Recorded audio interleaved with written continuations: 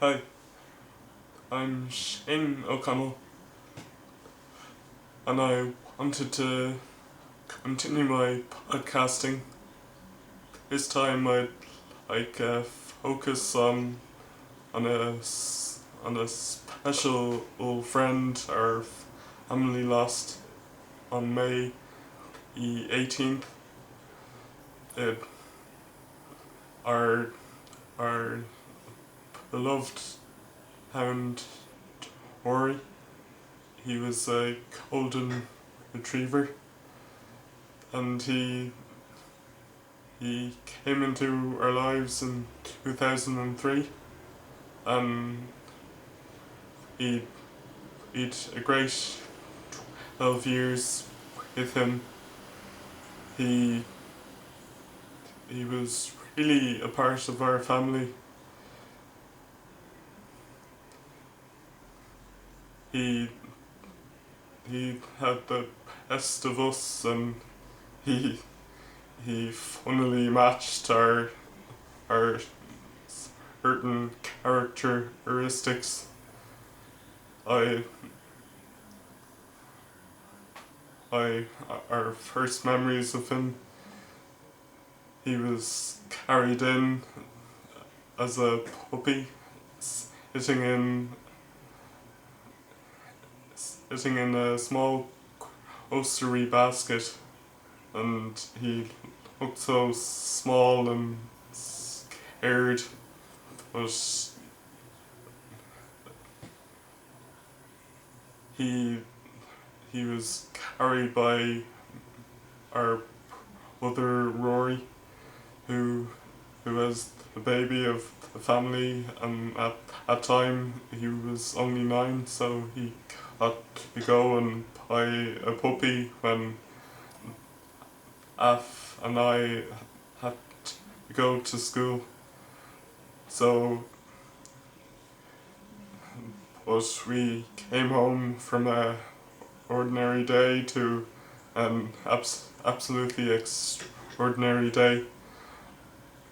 We were old enough to take care of him and not neglect him, where which is any younger than 9 maybe, though Rory proved to be his best friend from the beginning. Years, about a year or so later, Tory would make Rory his bitch. Rory had a habit of lying on the ground, and in Tory in his adolescent canky phase, he'd sit up and put his paw on Rory, claiming his dominance. He'd he put himself higher in the pecking order, but if there was anyone he respected more, it's our dad Connor, who on his first day on Tory's first day home, Dad was standing in the door, leaning in to see which animal had taken over his domain. And this was a Thursday. Next evening on Friday at night, he was outside after work, rolling around on the grass with Tory, jumping from side to side, playing and having a ball. The shy young puppy from hours before had already started emulating his new family. He was treated to a lovely range of a menu from chicken chicken pieces and turkey breasts to whenever we were having a Sunday roast, he could look forward to the highest quality meat scraps, and he even had a taste for cabbage, and so he really became a part of our family, and it was the worst thing in the world. It was 3 in the morning. I had finished watching Game of Thrones as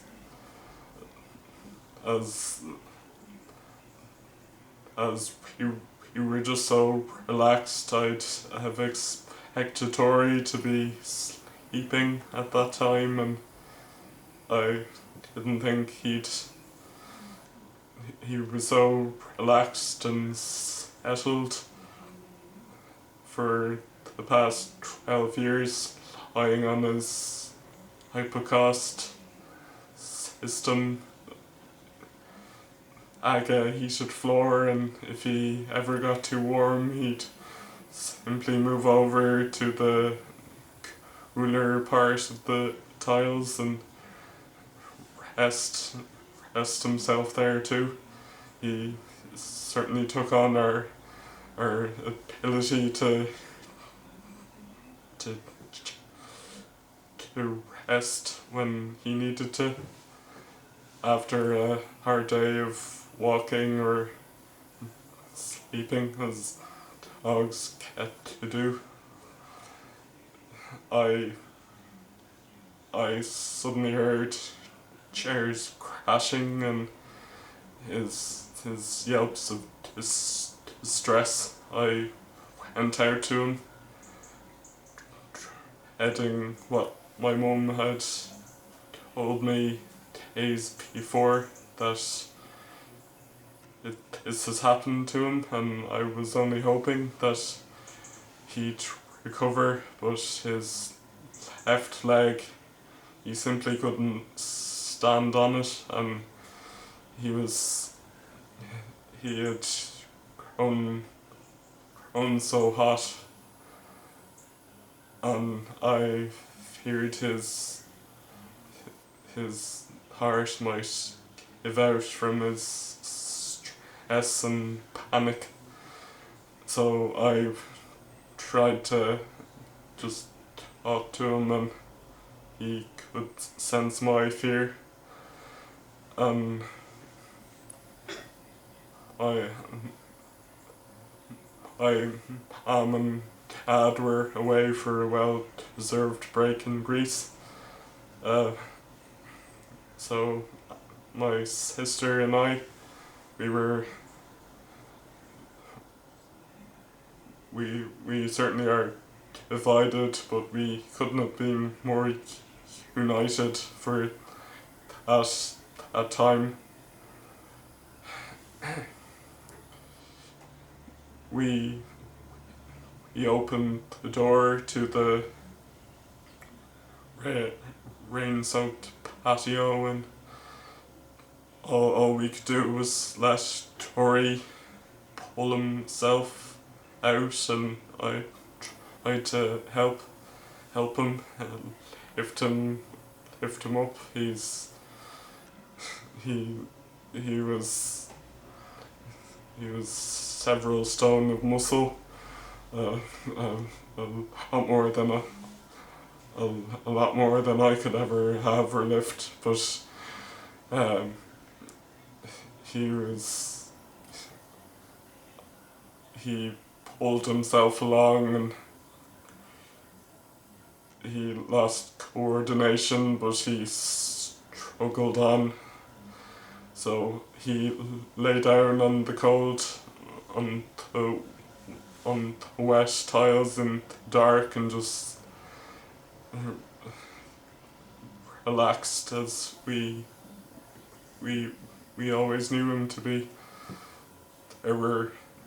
In his earliest days, he'd curl up on my feet as I was doing my artwork for school in all the way back in 2003, and he's he'd really pick up on. He seemed to know exactly who we were more than ourselves, and he loved us more than any human could of another. So at night, all we could do was sit with him. He he looked in.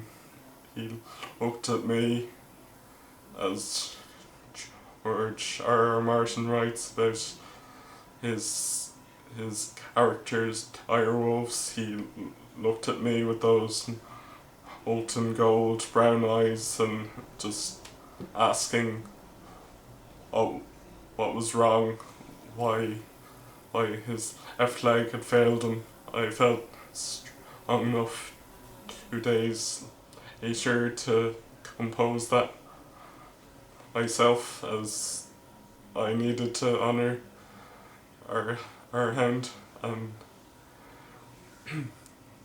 I see as deep as the impression he left on our hearts, he certainly left it on his floors, his outline, morbidly like thinking now morbidly like a corpse marking line. I can't help but think of crime thrillers and stuff, but from a livelier perspective. He left. That was merely him getting himself comfortable. He'd roll and turn, and that was the most jarring thing about hearing him at 3 o'clock in the morning, crashing about, and his yelps and whines, and I pulled myself away from the television.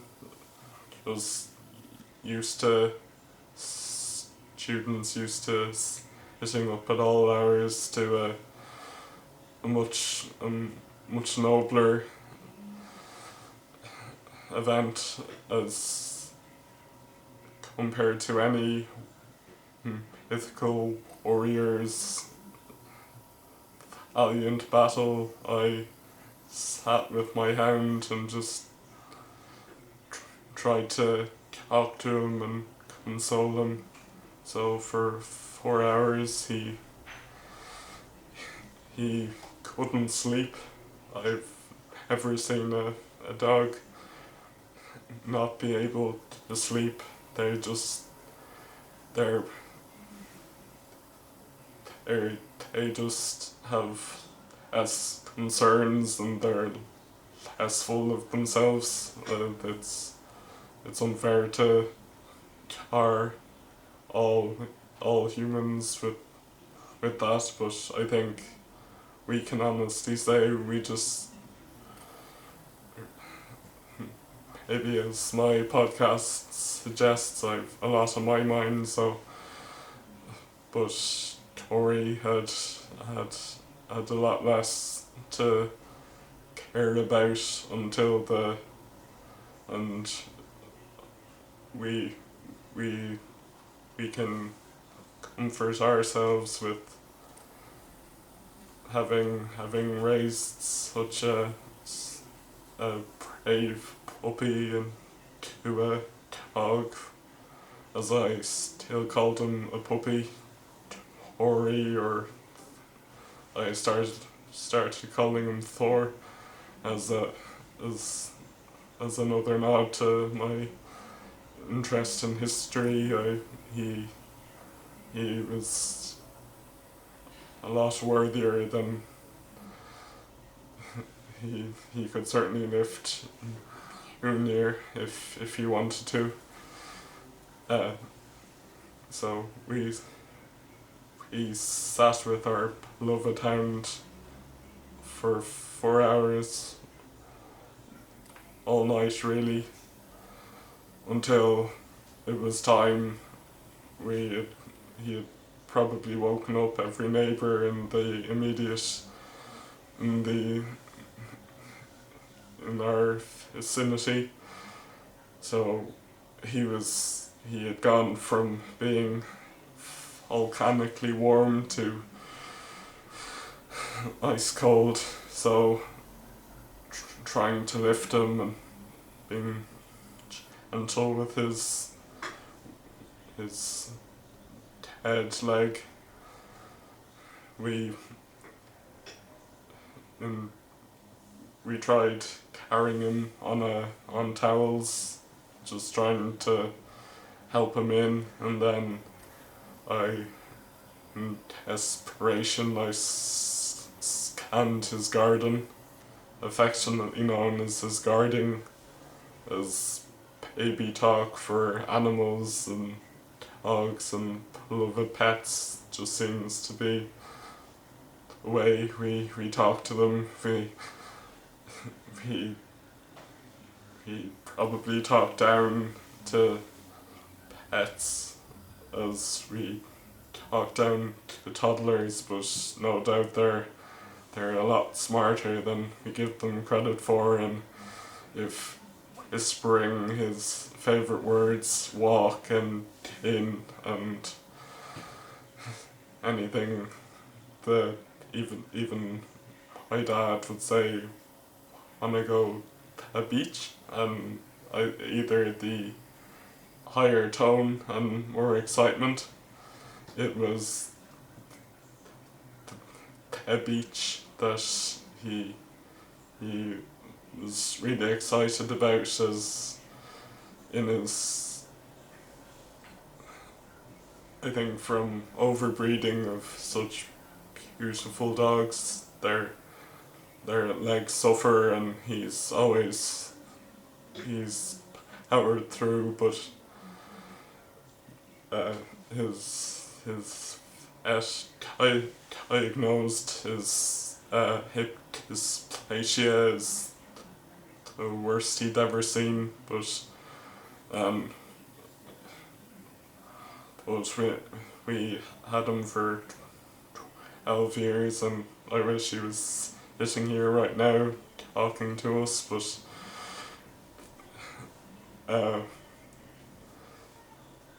after I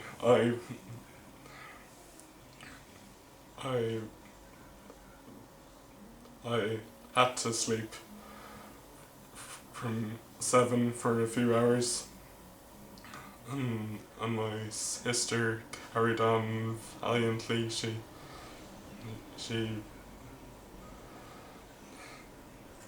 took care of him for several hours after, and when she told me that it was time, our first Mufasa Simba moment. We also called him Simba.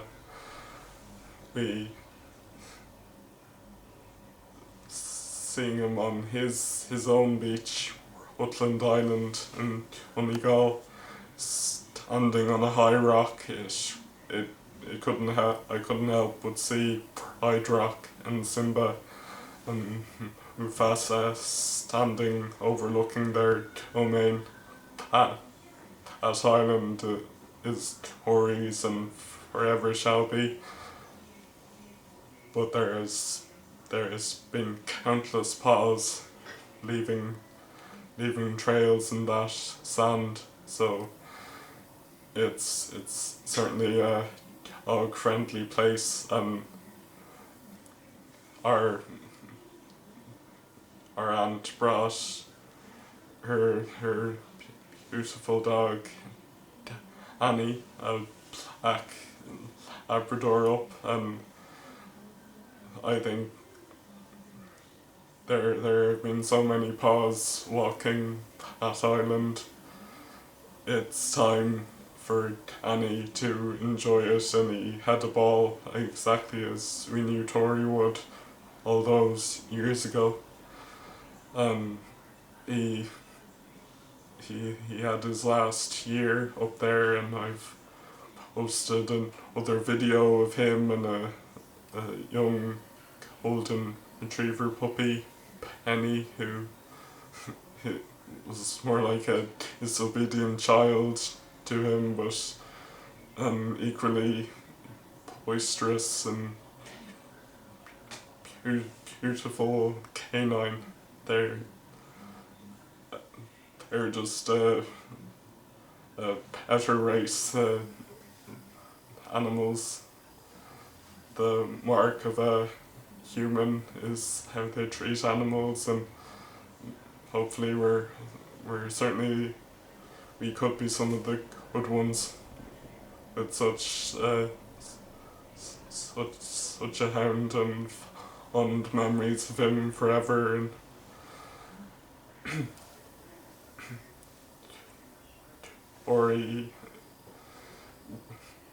Tory puzzled and exhausted beyond imagining. I think the only time he's ever looked so exhausted was when our own teething problems with her bringing our first dog. My aunt and my mother had many dogs. Cara and Cara was our first dog in essence, but owned by our grandparents. Patsy for one, who Tory especially loved the company of. He was a true high class pirate, and well, as we're an island folk in our time, I couldn't help but emulate my grandfather and my friend's grandfather, our best friends from Rutland Island. I'm sure they're both up in heaven sailing the high seas.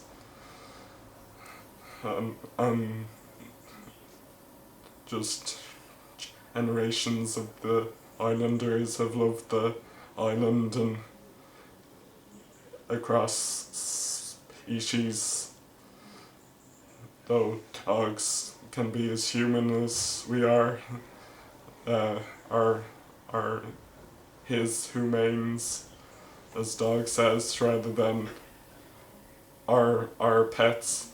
Like, we belong to them, and so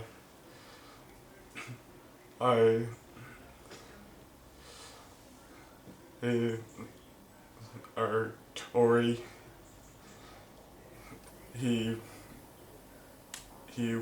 went to sleep finally. Just that he was exhausted and it was impossible for him to sleep. Each time he lay down, he woke up, he opened his eyes again and was up, looking about, unable to lift himself. He didn't want us to be away from him. We were at his deathbed, desperate to get him inside just to warm him up for those last few hours. I scanned the garden and found a pallet, so we carried him on his pallet. My sister and I, she lifts more weights than I do, with her current training. We're both or fighting or fighting our adversities, and but in that time we were especially united, and we carried him in carefully. And then hours later, as I returned to Tory, he it was the human thing. That's such a funny word, a human thing, but there are good humans. Uh, our vet, he gave him an injection, as it was the only course for our hound. And a few seconds later, as we were hugging him and saying goodbye, he retained his humour and rather characteristic annoyance at people handling him and over him, although he loved visitors. He was a bit we all get to that stage where we just want to be left alone. He didn't feel like being handled, and well, all we were doing was rubbing him and saying goodbye. But he growled, and just inhuman. He'd be saying, "Give me, give me some peace," and he fell asleep in our mind. I don't think you can be too old to just want to imagine you're a beloved hound or person has just gone to sleep, as our friends say. Rather than say goodbye, we're going for a piss. So we'll see them again when they. We'll see them again shortly. We won't say goodbye. If you can sleep when you're dead, you can certainly not. You can certainly enjoy living until the end. Like we shouldn't need to say goodbye so finally. But I've said goodbye to. We've all said goodbye to our beloved hound, and I really wanted to record myself and focus on not merely a subject, but honouring our best friend. We've many human best friends, but I think a dog is a man's best friend. A dog is a human's best friend, more like it. There are plenty men who like diamonds, and I can't help but see the beauty of precious things, and Tory was precious to us. So I'm delighted to have spoken about my best friend and our soul who has made our lives far richer owning a dog. It seems odd I settled back into life from 12 years ago quite easily, as we were just so content and peaceful. But I can't help but see his impression, the shape of his body, and see where he is worn away the floor, but for want of comfort, which I think you can all